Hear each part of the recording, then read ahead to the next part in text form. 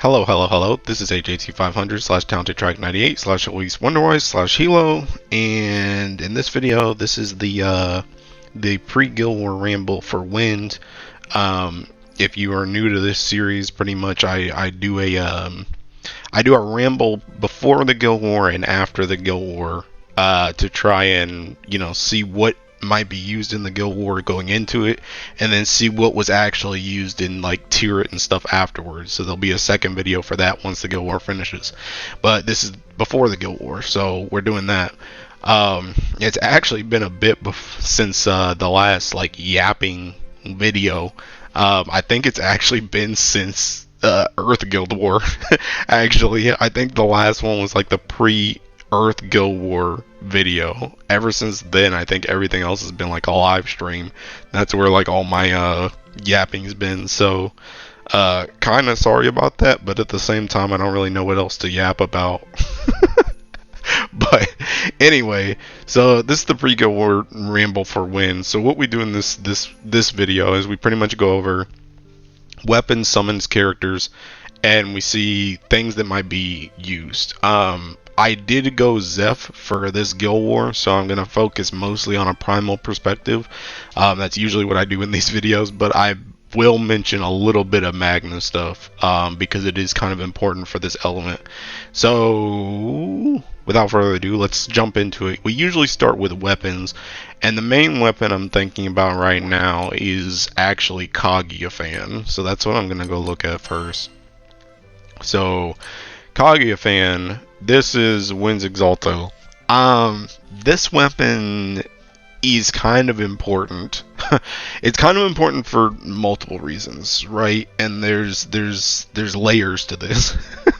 So the first thing, obviously, the Exalto helps you hit like your extremity key, right? And it just boosts your damage. And the Wind one is the same as the Earth one, where it has, for its third skill, it has this amplified to normal attack. So a lot of the stuff that happened in Earth Guild War will kind of carry over to this Elea, I think. One big thing, I was waiting to make this video until this banner that is currently happened. But one big thing about this Exalto is this element, Wind, does not have its Primarch, which is kind of a big thing because that Primarch changes how many of these you use and different setups that these are a part of. And by Primarch, I mean not the summon, the character. So Raphael, they didn't get Raphael in Wind before the Guild War, right? So that is 20% of this, this boost that they're missing in all their setups, right? What does this mean? Well, let's start off with the extremity key for, or just any of the Fall 0 keys, right? The thing about those is you need to, and this also goes, I guess, for Revan weapons. Well, I guess their Revan weapons a bit different, but it applies to Revan weapons if they have this trait. Pretty much, you need 280% of this boost in order to hit the Fall 0 keys, right? Well, the thing about it is, if you have two of these, that's 60%. And then you have, I think I'm on a light party right now, but it doesn't really matter. It's the same for Zeph. You have 170 from this. So 170 plus 60 is 230. Then your dragon is another, what, 40%? 40%? So that's what, 270? 270? Is that what it is? What, 40? I can't count. 40. Dude, it's been a while since I made one of these videos. Leave me alone. 40, 170 plus 40. Well, okay. 40 plus 60 from the two Exaltos is 100. Then 100 plus 170. Yes. 270 is what you're going to end up with, which is 10% lower than the keys. Which means, essentially, without having a Primarch, you can't run two of these. You have to run three to get that last boost, to hit your keys. So what I'm trying to say is, if you're trying to use any of the Fa Zero keys single-sided in this element until they get Raphael, you cannot do that with a Fa Zero key without having 3 of these. You need 2, or you need 3 of these, not 2. So that's one big thing about this. Another thing as well is, because you're so restricted with that, you also cannot drop your dragon summon like at all. You can't drop your dragon summon like at all, because usually what happens is, if you have 3 Exalto and you have the Primarch and the dragon summon, you essentially have the option to drop one or the other. So for example, let's say Earth. If you're in Earth, you can drop Uriel in the back line, but you need Galleon, or vice versa. If you want to drop Galleon in the summon slots, you can bring Uriel, and that plus 3 Exalto will allow you to do things. So what I'm trying to get at here is, Wynn's summon setups will also be slightly nerfed because they are stuck to Ewiyar. They need Ewiyar in the backline, assuming they're trying to run like this weapon and Fa Zero key, stuff like that. They're gonna need Ewiyar in their summon slots. So that makes their summon slots a little bit more restrictive. Another thing, this kind of goes into another weapon. So I'm gonna hop to another weapon. Well, actually, no, I'll wait. I'll come back to it. Just know that this also affects another weapon. I'll talk about it later. I'll bring it up. But the other thing with this is this big amplifying boost to normal attack. I talked about this a lot with Earth, but the thing about it is, this skill is decent, but this skill drops off a lot. It drops off a lot when you don't have damage, a lot of damage, and when you don't boost it. So what I mean is, if you're trying to run like double Kaguya for like an EX Plus or like 90 setup, you're not boosting this. And the thing about it is, you need a lot of damage to make, you need a lot of base damage to make amplification worth it. Because the way amplification works is, it takes a percentage of whatever damage you're doing, it takes a percentage of that and then adds it on top.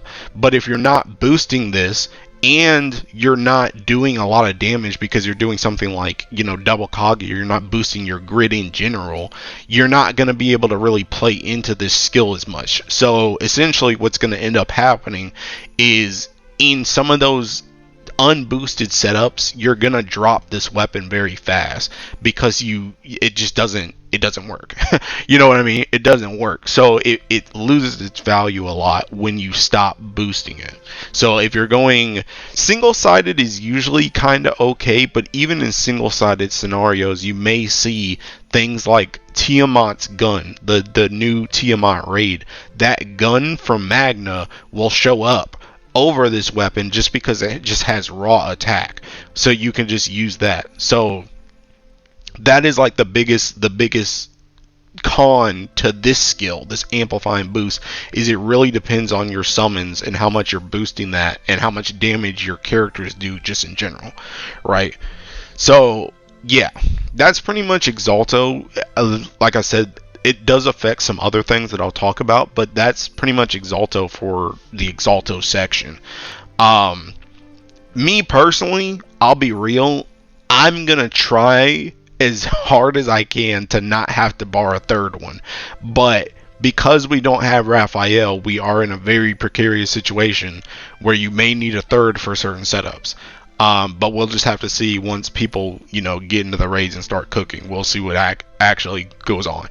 We could get lucky, and it could be the one saving grace is that this skill kind of sucks if you're not boosting it. So it's like a double-edged sword. Yeah, it sucks when you're not boosting it, but it could end up like Earth Exalto, where you could essentially go through the entire guild war without really even using this, and you could be fine. So in which case you can avoid actually barring a third if you were on the fence of it. So we'll just have to see what happens. But yeah, that's mostly it for the Exalto section. Okay, Now I'm gonna go a little bit out of order. Usually I would go to like the Galleon staff, the Resonator weapon type thing, but I do want to take like a pit stop because I want to continue with the Exalto stuff that I was gonna talk about. So again, I mentioned it before, Tiamat Gun. This is the closest thing we have in Wind that's like an equivalent of like Sieg Dagger in Earth, right? So this weapon has this big boost, and you get this if you stack them, plus you get the Magna Exalto thing as well.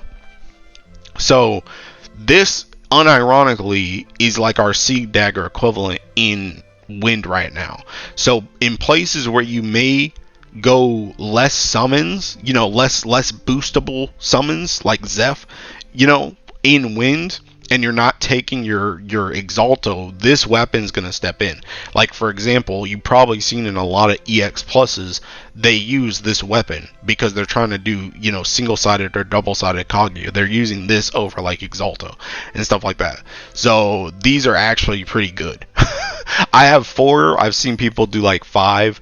But I feel like if you're invested in Zeph, you can kind of get by with 4, to be honest, and then like supplement it with some other stuff from Zeph. But this weapon, unironically, pretty good. The other thing that I want to talk about, I think I have one of them in here. Evanescence. So Evanescence, I'm very on the fence about this weapon. I really don't want to bar this weapon personally. But this weapon could see use, but the one big thing about this weapon is the crit rate, right? Because they're getting really screwed by the fact they don't have Raphael with this weapon. And I'll show you what I mean. So this will have the like a 2 right here for the Verity. So it's the same type of crit rate once it's maxed out as a Noah Dagger. So what I tried to do is I tried to make this, the reason why I had this light team up. I tried to make a light team to try and mimic what would happen with Wind if you didn't have a Primarch, right? So this is Zeus with 1 Noah Dagger, and then Zeus right here, and this doesn't have Sandalphon in the party. And you'll see right here, my crit rate is at 97%.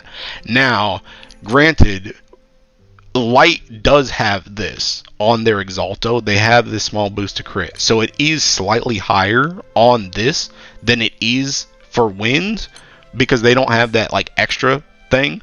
But if you were to put Sandalphon in here, right, this grid actually goes up to 100%. Now I'm not sure because I don't have any Evanescence barred, but I'm not sure if Evanescence can do the same type of thing where you could run 1 Evanescence and then have your Primarch in the back.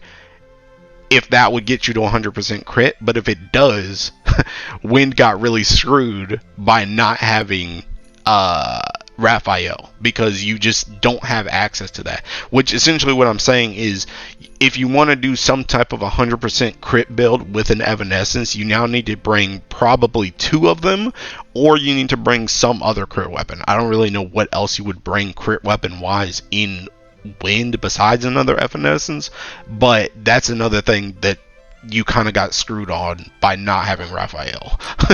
So that's the other thing I wanted to talk about when it came to dealing with like Exalto and stuff like that. You know, in regards to, I guess technically maybe you could put in a 3rd Exalto, but I don't know if that would work either. I don't know. Let's see. If I did this instead.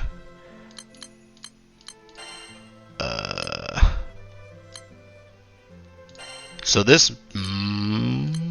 does hit 100% crit. So maybe, but this does have this small crit. So I don't know. What I'm trying to say is I don't know if this first boost, if you were to do 3 Wind Exaltos and 1 Evanescence, I'm not sure if that hits 100% crit without your Primarch. If it does, then that's another reason why you might need 3 Exaltos if you're trying to do 100% crit. If it still doesn't though, then you definitely got screwed by not having Raphael to bring.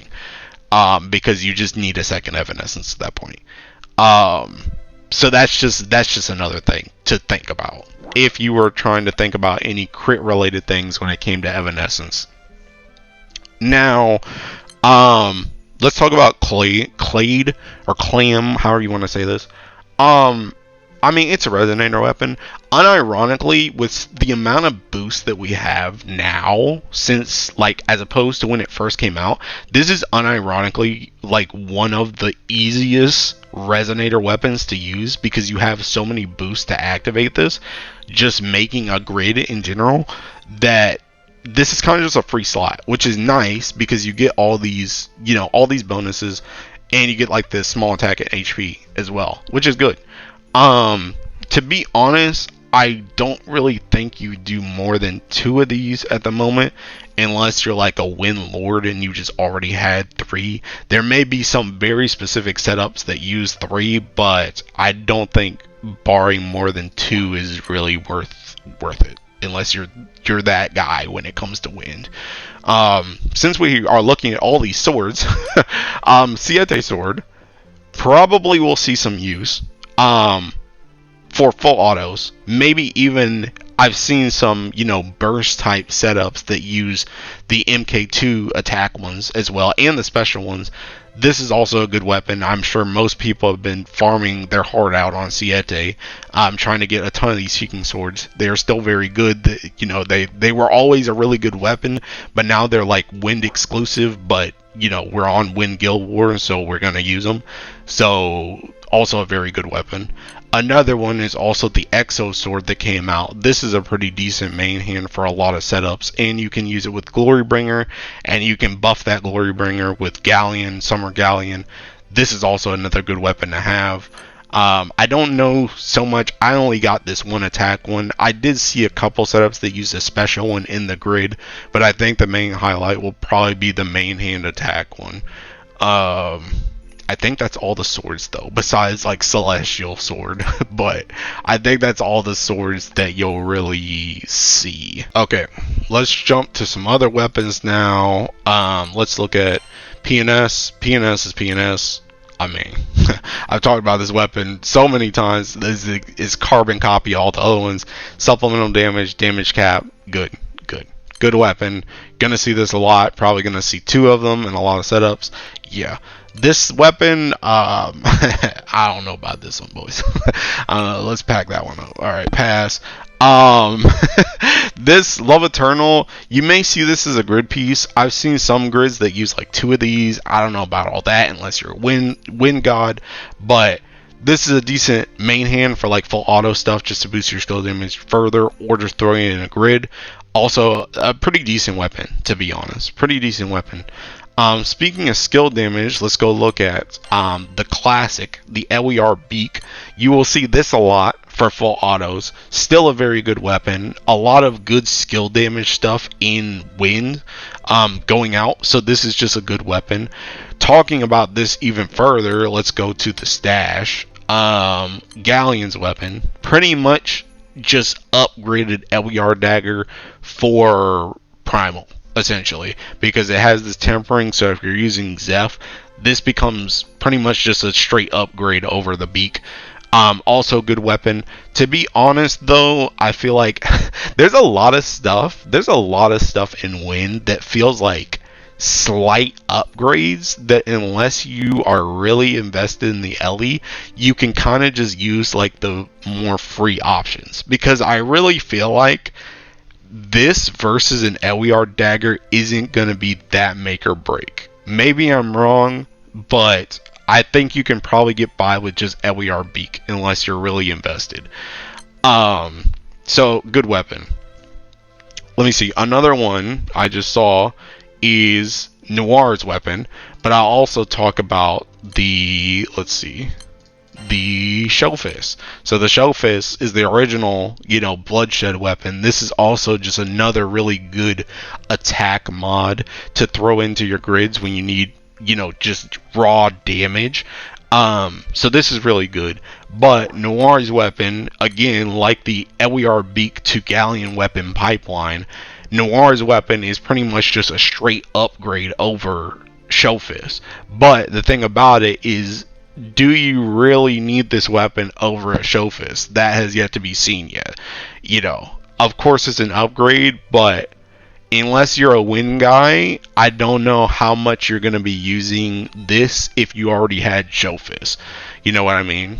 Also, for both of those weapons, you're probably only going to see two of them, right? Shellfist, either Shellfist, Noire weapon, Noire weapon, Noire weapon, or just one Noire weapon. You could use like one of each. In the grid as well. So also good weapons. Same thing with Galleon. I've seen a lot of stuff where it's like you use like one Galleon weapon, one Ewiyar Beak, or you can use two Galleon weapons. It's kind of just your investment level, to be honest. I'm also looking here. This Sky Ace, potentially, if we have any type of repeat with wind, like how we had with Earth for Nightmare 250, and it becomes like an Ogi fest outside of, you know, people doing like Sumabito or whatever. This could be seen in some grids as well. Would I bar this? Unless I'm a win guy, I don't think so. But you may see it pop up if they're doing Ogi based stuff. Another one, Creepy Claw. I just mentioned Sumabito. May possibly come up. It's not as prevalent as it used to be, but maybe for a main hand for Sumabito, I'm not sure.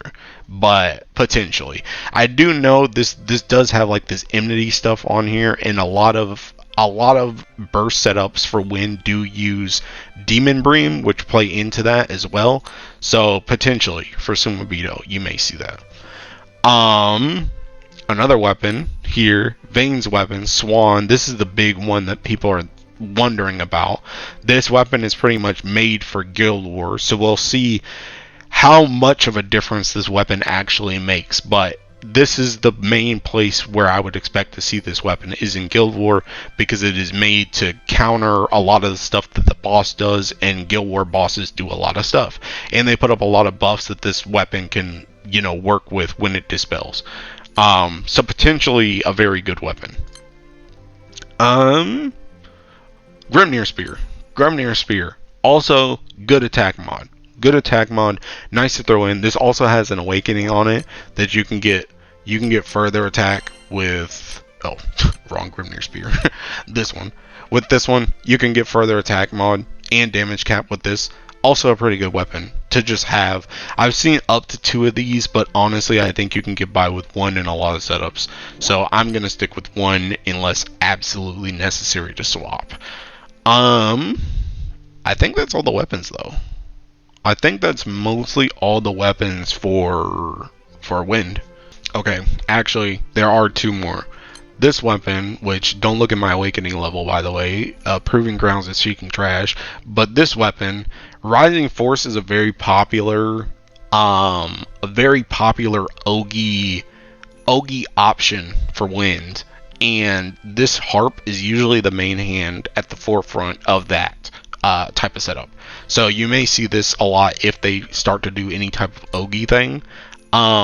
The other weapon that I saw that I wanted to talk about was actually this one, that has the amp, because you could see something like how Earth had 2 Exalto and then it would run a amp Harp. Same thing with this. A lot of Wind people use this. Their staff. So this could potentially come up in certain places too. This Harp. So I think that's actually all the weapons for Wind now. So let me jump into summons. I already have summons up here. Let's see.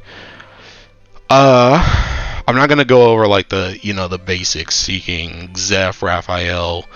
Tiamat, I mean, if you're Magna, yeah, also could potentially be used for the sub aura outside of just being Magna. Freyr, I doubt it. I doubt it. A little, I don't really think so. Grimnir, maybe some whack shield stuff. I don't know.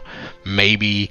Summer Rosetta, potentially for the Echo. I don't have mine max, but for this Rose Passion thing with the Echo, potentially for burst. But again, I think a lot of people end up going for Demon Bream instead, because Demon Bream also gives like the jam thing and stuff too. I see this more so than I see Summer Rose Queen. Ewiyar is Ewiyar. Noire, potentially with her, she gives like the maddening eyes thing to the MC. Potentially for some specific setups, but honestly, I haven't really seen anyone really use this summon in like normal play, so maybe it becomes a very Guild Wars specific type thing, but I'm not really expecting to see her at the moment. Let me see. Summer Tiamat though. Summer Tiamat is pretty good. Summer Tiamat, she has this debuff immunity at battle start right now, but if you max her, she also gives everyone guaranteed triple attack for 1 turn, which helps a lot for consistency for different setups. So you will probably see her a lot as a sub summon in different setups. So yeah, expect to see her just because of that. This debuff immunity could also be very good too, because if you remember something like Dark Guild War, I ended up stoning my Sleepyhead because I wanted the Veil for that, to dodge the debuff that they gave you at like 50%. So that could be something as well that comes up when you're trying to burst. So that summon I would expect to see. Not really. I mean, it's a win, but not really win specific. But you may see this 6 dragon summon come up as well. The wedges, you'll probably see that come up anytime people are trying to use Magna stuff. I think the other one was Owlcat. Owlcat is their like weird, I don't even know where my Owlcat is. It's like oh, here it is. It's like their weird like Mammoth series summon. Maybe you'll see it, maybe, but I don't know. I'm not sure yet. I'll be real. I'll be real. I'm not sure about that one. I think the main one is gonna be Demon Bream. That's the main one I feel like, but I could be wrong. But I think that's mostly the summons as well. So now we'll look at some of the characters and we'll be done.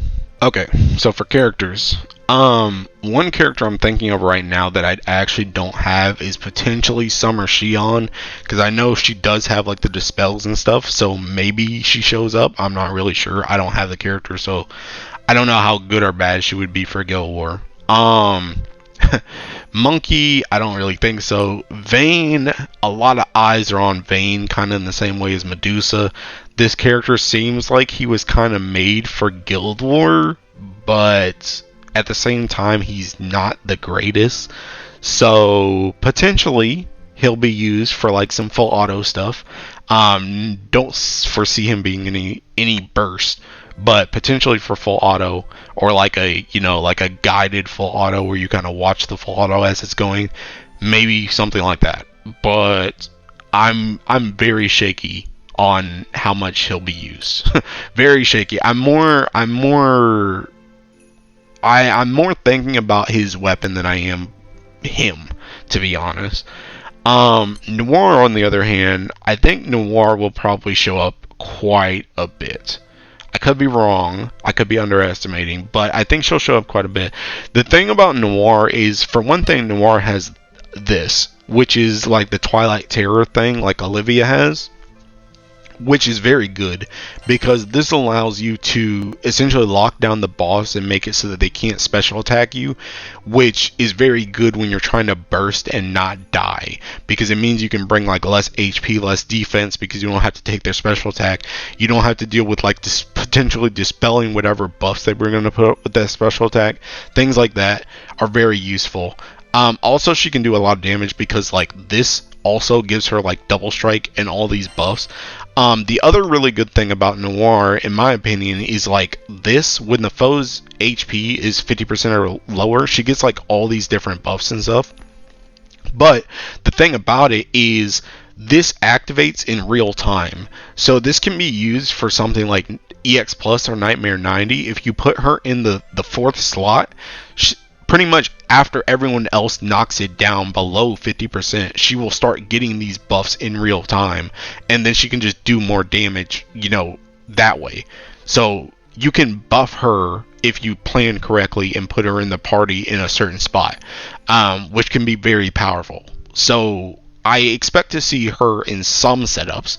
I'm not sure how far she'll go in the Nightmare levels, but I do expect to see her at some point.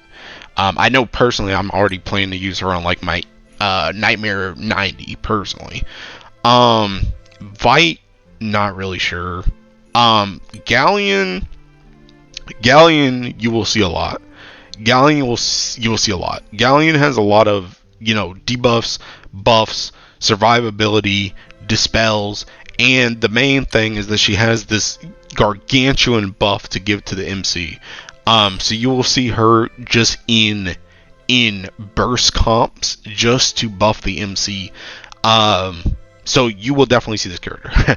She is very good for burst, and she's pretty good for full auto as well. To be honest. So yeah, this character is pretty nice. You will definitely see her. You'll definitely see her. Ami, I don't know. Azusa, don't know. Aliza, you may see from some type of mashing. I remember last Guild War, Aliza actually led to some of the fastest mashing on like Nightmare 150, I think, because she can just tank and counter a lot while also giving you a lot of defense, so she can just help you mash on those higher floors. May potentially happen again, so look out for her. Maybe. Maybe. Catherine, actually. Catherine is not really that crazy of a character herself, but she has this right here where pretty much she will debuff the enemy, and then she'll swap with someone in the back, and then pretty much she'll buff the person in the back, and they'll also do damage like at the end of their attack phase. So you may potentially actually see Catherine show up just for this swap skill, just to buff somebody else. May be a thing. Not really to any of these characters. Potentially Ewiyar. Ewiyar is in a very weird spot because Ewiyar has a lot of good stuff, but I feel like a lot of people don't actually use Ewiyar a lot because there's not really a lot of space for her. But honestly, still a really good character. Still a really good character. Could probably see, not really in a mashing, well, maybe in a mashing setup, not really in a burst setup is what I'm trying to say. But you may see them in full auto. May see Ewiyar in full auto. Who else do we have? Kaguya. I'm dude, I have like not used this character like at all. Granted, I don't play Wind a ton, but I don't use this character a lot, and I don't see this character a lot. But I think maybe you'll see this character for like full auto stuff, potentially, especially in like 250 is when Kaguya might show up. Potentially, we will have to see on this character. But she's definitely not a burst character. She's like a Ogi character. So you're gonna use her in like the harder stuff. She's like a high level Ogi character. I'm gonna skip Vampy for a second. This Vane will actually probably show up more than the other one because of this defense boosting from the back, which is very good. That's pretty much it. The rest of it is kind of whatever. But that defense boosting is nice. Vampy, still incredibly strong. This, very good. These debuffs, very good. Also, the can't act is very good. She buffs a lot with this for everyone. She also, you know, debuffs and drains with this. Also gives her an assassin. She's pretty much just as good, because Wind hasn't really changed that much since she came out, to be honest. At least for like the full auto and the mashing setups. Heck, even honestly the burst setups as well. Probably still going to be a very heavy hitter this Guild War as well. Vampy is still very core. Very core. Eustace, I'm not sure. Katura, I think is kind of in the same vein as Kaguya. I think she'll probably show up once you start getting to the higher floors and you start doing like the Ogi full autos. The only exception is this move right here, where this move gives her and MC 100% charge attack, and then it gives them also CA reactivation. So you can do that from turn 1, which is very good because she actually shows up in a lot of burst setups, because you can just quadra Ogi turn 1 with these characters, which is very nice. It's also very good when you also add in stuff like that we've got, like Agostia Manatura on Mana Diver MC, where you can throw that in and just do a ton of damage when you Ogi on your MC, and you get to do that twice with her in the party. So she may be used in some burst setups if you're going to do like some Ogi burst stuff. But I think when you're actually using the character, she's probably going to show up in the later floors, in the same vein as Kaguya, when you're doing like Ogi stuff. Charlotta, same thing. Charlotta, I feel like, the other thing about Wind is I feel like a lot of characters are kind of very split in groups. They have a lot of characters that are very good for high level, and then they have a lot of characters that are good for like full auto, but I feel like a lot of them don't necessarily like mix, I guess. It's kind of like you use these characters if you really need like defense, survivability, stuff like that, and then you use these characters if you just need to like normally full auto. Charlotta, I feel like, is a character that will probably see some use, to be honest, because she does have this, right? She does have this unchallenged on everybody for an entire turn, which is good. She also has this to remove buffs, and she can use this twice after the 10th turn, which is really good if you need to get rid of buffs on the boss while you're like full autoing. But I think she's also in the same vein as Katura and Kaguya. You're not gonna really use her. Well, okay, the other thing Charlotta does have is she does have this. She does have this when she is a main ally at battle start, 40% boost to win allies charge bars, and then this effect to everyone. So you can actually have her as like a front line in like some bursts as well, just to get this buff. But besides that, she's not really like a burst character. She's like a tanky protector character. So you're probably gonna see her in like the higher floors for like full auto and stuff like that.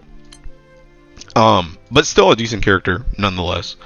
Freyr, no. Lich, this is like the full auto character. She's really good. This is like this is like the Charlotta equivalent if the boss isn't like super ridiculously hard, right? And you need all of Charlotta's defense, because she does the same thing where it's like she has the Dispel. She does a lot of skill damage. She's like one of the biggest reasons why you love to use Ewiyar Dagger and the Galleon weapon. She's just really good for a lot of skill damage. She also has a ton of debuffs. And yeah, she just does a lot of damage. She does a lot of damage, and she can help protect you as well. So Lich, probably will see that character for a lot of full autos. A lot of full autos. Her and Vampy are still kind of in the same spot where they're both pretty much as good as they were last Wind Guild War. Like, not a lot has changed. Cats, this is in the Kaguya, Katura, Charlotta tier. May potentially need him for 250. Potentially, if you need like all that defense and stuff, you may need Cats. Potentially. Not super sure about him though, but maybe if you need him for the higher levels. Estaloria also. Estaloria is like the opposite. He's like, you may use him for like full auto on like maybe some of the not lower floors, but like the mid range, so like 150 to 200, maybe somewhere in there, because he does do like the dispels every turn. He gives the buffs. He just does damage after the fact. You also will see Estaloria in like some low button stuff like EX plus, because he just has like all the counters and stuff. So you may see him there as well. Also, another thing with Cats, you may see Cat's backline because he pairs with Summer Belial, where he gives this boost to attack and defense when debuffed, and Summer Belial gives you the supplemental damage debuff like to all your characters. So you may have Cats just in backline just to buff your damage and your defense, right? Even if you don't actually use him like frontline. Elea potentially in the Ogi camp. She's not really like a defensive character, but she just helps do Ogi damage, right? Potentially you see that character. Randall did get a rebalance, but kind of still sus. I'll keep it a stack. Not sure about Randall. Grimnir is still decent, but I don't think he's going to be a character you really see in the high levels. He's kind of like that mid-range to low-range character. The main thing that he still has is he has the deals triple attacks and he has the innate flurry. So you'll see him for like OTKs and low button setups just because he does a lot of damage just for existing. Essentially, so may potentially still see that character, but I think he's gonna start to drop off a bit in like full auto setups. Enyo has seen use in past Win Guild Wars because she does have this, and she does have like she just pretty much every single time someone dispels, she'll like nuke them. Right, and you have a lot of dispels with like Lich, with Estarriola, now with Swan, Vane's weapon. You also have all that stuff, so she could potentially see some use. She also does a lot of skill damage as well. So may see a return of Enyo for some of the floors potentially. Who else do we have? Past this page. Narmaya. Pretty much Wind and Earth sharing Narmaya, probably still the premier burst unit for Wind right now. Just does a ton of damage. So yeah, pretty much that. Just does a ton of damage. If you're gonna burst, you're probably gonna bring Narmaya. Assuming you're gonna press buttons. None of these characters. Grimnir, the regular Grimnir, also got a rebalance. As you can see, this is still not unlocked because I'm still very sus of this Grimnir. This Grimnir tries to do too many things at once. And I think it makes the kit kind of lackluster even with the changes. May potentially see some use though. I have seen him pop up in like people's Fall Zeros and stuff, but I don't know how much of that is just I want to use Grimnir versus the character is actually good. But could potentially see some use. Potentially. Anila is not really that crazy of a character nowadays, but Grimnir. Anila has the same thing as like Halloween Dante. She has this bonus wind damage to wind allies triple attack. So she has this unique echo that like nobody else has. So even if she doesn't do anything else besides exist, you will see this character pop up because of that passive. But I will say she does still have like this buff that she can give to like Narmaya. She can do, this for debuffs. And if you were to Ogi, she could give this to like everybody on the team. So well, not even potentially. You will see this character show up. You will see this character show up for different setups. It's just how much will she actually do versus just being there for the passive. That's yet to be seen. But you will definitely see that character show up in some setups just for that passive alone. Who else? Not really any of these characters. Summer Yuel did get a change like months ago, but hasn't really been on the forefront for full autos. Not really a burst character. Potentially could see some use, but I'm not counting on it. Let's see. Nio very good. Nio very good. Nio good for defense. Nio good for damage. Nio good for amp. Yeah, Nio does a lot actually. unironically. And she has, what is it, the dispel cancel as well. She also has this. Nio will be used. You could probably see Nio in full auto. You could see Nio in burst. The only thing she really isn't used in is Ogi. So anything else, you probably will see this character show up this Guild War. Nio's pretty good. Siete, maybe if he can pull some crazy stuff with Ogi comps in 250. Besides that, I doubt it. Outside of maybe people's like OTKs, if they're trying to use like him having 100% Ogi to let other people Ogi. But besides that, I doubt it. Petra did get changes. I haven't really used this character, so I'm not going to really talk on her. I did see though that she does have this. When a foe uses a special attack, activate this move, which is this nuke. So I have seen some people use this for low button setups, even if she doesn't press anything, just because she'll do this nuke at the end when, you know, the boss goes below 50 or something like that.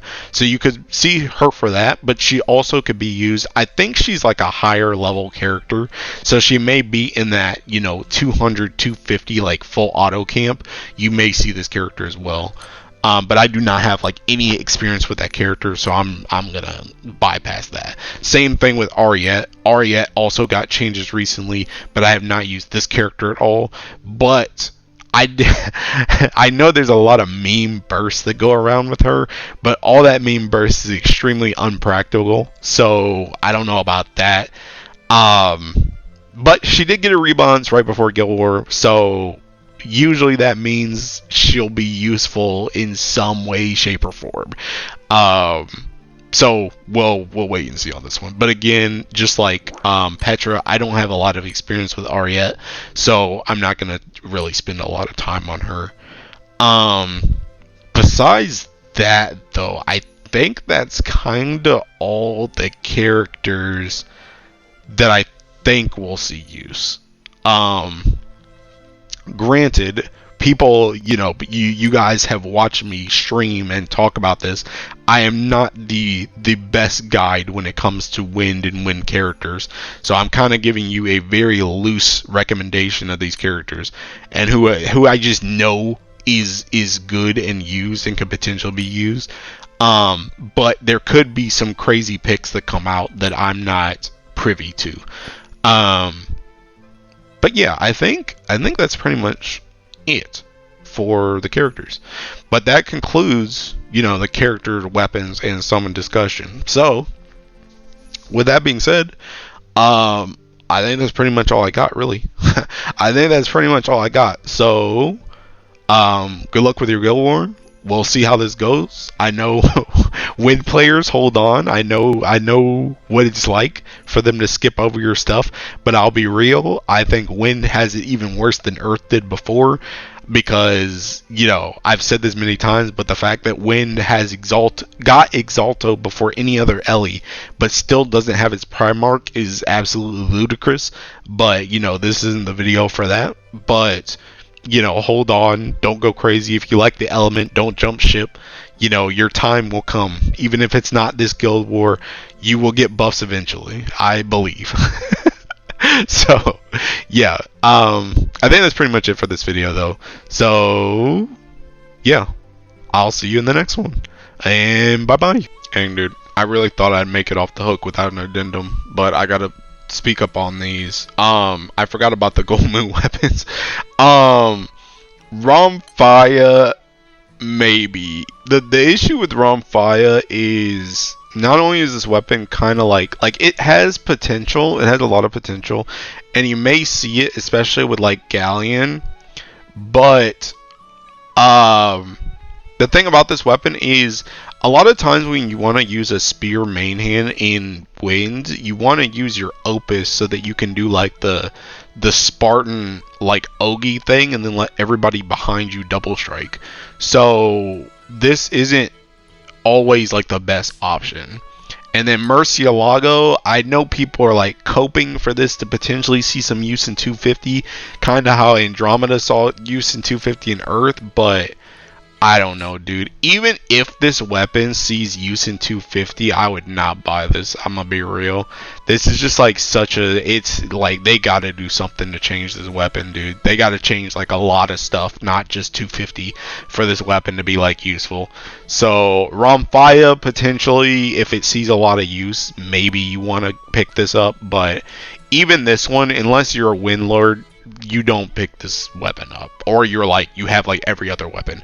This is like a very low priority weapon that has uses, but it's just not the highest priority, especially if you're not invested in win.